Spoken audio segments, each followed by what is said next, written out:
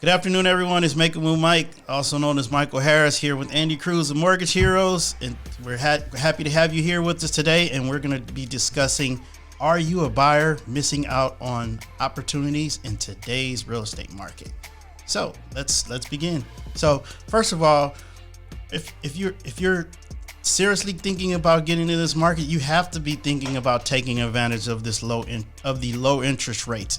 And I'm sure you've heard it all before, time and time, over and over again these past several years. So let me ask you this: what's holding you back? Ask yourself that question, number one, because these low interest rates, we don't know how long they're going to last. We got high inflation, and sooner or later that's going to end and the interest rates are going to go up. Now, how does that affect you as a buyer? So inflation and the interest rates going up is going to cause the home prices to level off and slow down appreciation. That's right. When those interest rates go up, even though the home prices aren't going up, you're still going to be paying more, or you are going to be paying more than what you would be paying if you purchased a home now at a higher rate, or arguably roughly the same. Here's an example. Let's say a home right now is listed, or home prices are roughly right around $600K, right? And let's say your interest rate is around 3%. Now let's say 6 months from now or next year when you decide to get off the fence, interest rates are 4.5%, maybe even 5%, and that home is still $600,000 or maybe a little bit more. Your payment's going to be a lot higher than what it is now, what it would be now if you purchase now. So please take that in mind. So next thing, start at entry level. You don't have to buy your dream home or your forever home your first shot at buying a home. So start at entry level, maybe a townhome, maybe a duplex, a triplex, something like that. And then 2, 3, 4, or 5 years down the line, move up. Either sell that home and capitalize off the equity that you gained and purchase a larger home, or you can capitalize off that equity by taking some of that cash out of that home, purchasing a second home, and renting that current home for cash flow to help you pay the second mortgage as well, while your tenant is also helping pay the first home you bought. Yeah. And now you mentioned, you might be thinking, why did I mention a duplex or a triplex? Because FHA and VA home loans allow you to buy those. Those are still considered single family residential, even though it's multiple units. So what you can do is you can house hack. So let's say you buy a 3 or 4 or 4plex. What you can do is you can rent out the other 3 units and you can live in one while the other 3 units are helping you pay for your mortgage, if not paying it all, while you live completely rent-free or mortgage-free. And there's something that most people don't know about this, is that the loan limits actually change based on the number of units. So the VA conforming loan limit for a 1-unit property is different than 2, 3, or 4. So you can actually get a VA loan beyond $1 million for a multiple unit property. And a lot of people don't know that. Now, of course, that changes in whatever county you're in. Yes. But the whole point is to what Mike's saying is you can use your VA benefit or use the FHA loan product as well.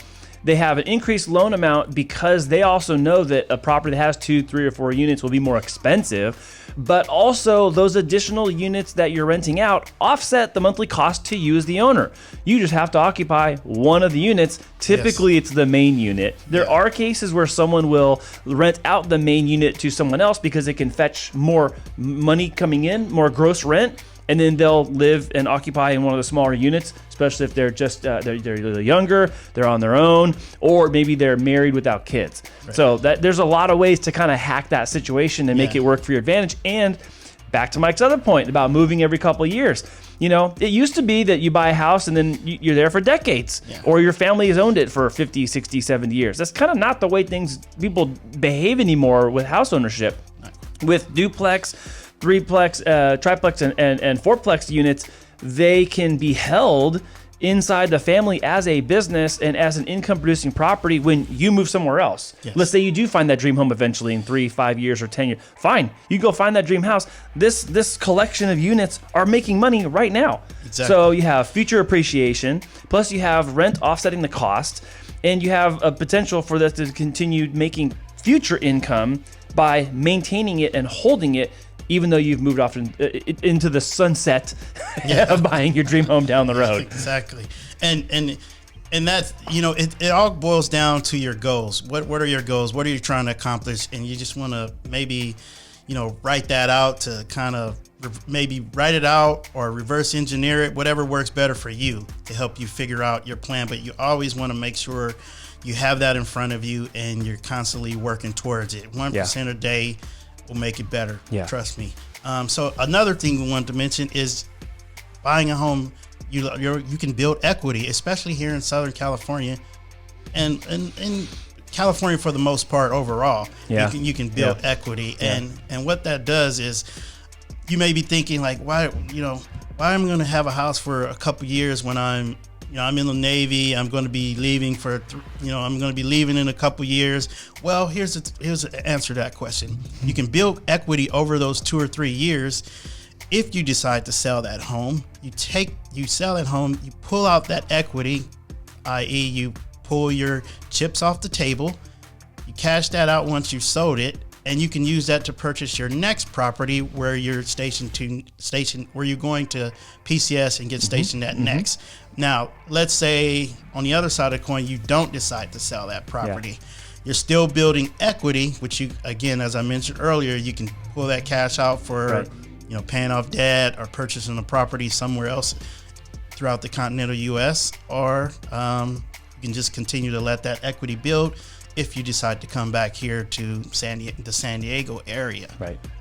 And another thing is, if you do keep that house and you have a VA loan and let's say you're in Florida, you still can buy a second home in Florida with the VA loan. That's correct. So you'll have 2 properties in different states, both with great VA financing, and one's appreciating in value with a tenant in it, and the others you're living in it, your family, you're happy, and that one's probably building equity as well. Yeah, and the trick really is understanding the eligibility factor of that, because each area has its own. Well, so everyone has their own eligibility rating, but then also each area has kind of its limit for VA, and so this is one specific situation where you really have to make sure your team is on the same page. That means your loan officer, your realtor, your spouse, and that you have a firm understanding of what all that means and how to do it. It takes a very coordinated effort to make all that work in order to pull something like that off. Exactly.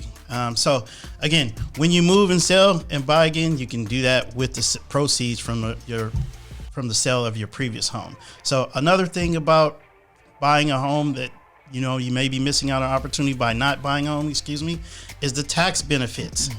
You get to write off the mortgage interest. And I know a lot of my veteran friends are always harping about, having to pay, year-end taxes sometimes out of pocket because they don't have enough deductions. Where your mortgage tax deduction can help with that. So keep that in mind. And I know it's a really tough market right now. It's seller's market. We're seeing some subtle signs of changes. But, we still don't know exactly when that's going to make a significant shift in a buyer's favor. So don't give up. But don't give up. I was just talking about that yesterday. I was like, don't give up, because if you're a buyer and you're looking to buy in this market, there are people that are becoming reluctant buyers, and they're falling out. They're falling out of line. So if you're a buyer and you have some tenacity right now, do not give up. Stick with it. Don't give up. I've had several friends that are still on active duty, or they're veterans, they're retired, or they got out at one time or another, just like myself, and they unfortunately regret, and regret is one of the most painful things you can experience in life, in my opinion. But and what are they regretting? They're regretting they didn't purchase when they initially had interest in it, and then had someone talk them out of it, and they're still here in San Diego. They've been here in San Diego for almost 20 years, in the teens number of years. And they've missed out on that appreciation. Yes, and now they're seeing that in the rearview mirror going, oh, I coulda, shoulda, woulda, coulda, right? Yes. And, they're all, one of the main reasons for people not buying is California is too expensive, where your BAH can cover most, if not all, your mortgage. While you're renting, you're paying more than what you would be paying, and without the deduction. In some like cases. it's like a double whammy. Yes. Your BAH is going to go towards housing. Yes. What kind of housing? Is it going to be rental housing or housing that you own, your mortgage? Well, rental housing, you don't deduct any of that. Mortgage housing, where you own the house, you deduct the interest. Right. And the interest, and again, if you're active duty right now, your taxable income is your base pay. Right. It's not the BAH, it's not everything, it's just the base pay. Right. So, let's just say, for example, at the end of the year, your base pay is $40,000. Yeah. Well, if you have $10,000 of mortgage interest you've paid, your taxable income reduces from $40,000 to $30,000. Yeah. And if you have the standard deduction and you're married, there's a $24,000 deduction. So then now your taxable income isn't 30, it's only 6. And then if you have kids, so there's all these other factors. Right. I shouldn't say it's not 24,000. I'm sorry. Well, yeah, I think for 2020 the standard deduction was 24,000. I don't know what it is for 2021.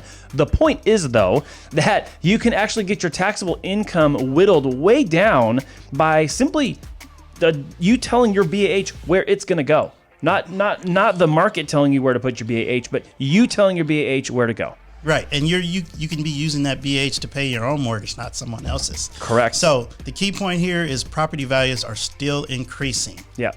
And if you want some more, if you really need some tax tips, consult your local tax advisor. Absolutely. And just bottom line, overall, by purchasing a home right now, you can increase your overall net worth over time. Yeah. This is not something where you can anticipate the growth like it has been the past year and a half, 2 years, where homes have, appreciated 15 to 20% depending on the neighborhood. Right. So just think about that. So if you have any questions you'd like to discuss with us, like a consultation, please feel free to reach out to Andy and I, and we'd be happy to help you. Drop a comment below, direct message us, contact us via phone or text or email. We'd be happy to service you. Well, that is it for this week's episode. Thank you so much for tuning in. Make sure to keep the notification bell on if you're watching this on YouTube so you can see it first every time a new video drops. If you're watching this on social media, make sure to give this video a like and send us any questions or comments you have, and also tell us about other videos you want us to make to discuss the topics you want to hear about in real estate. Thanks for watching, and we'll see you next time.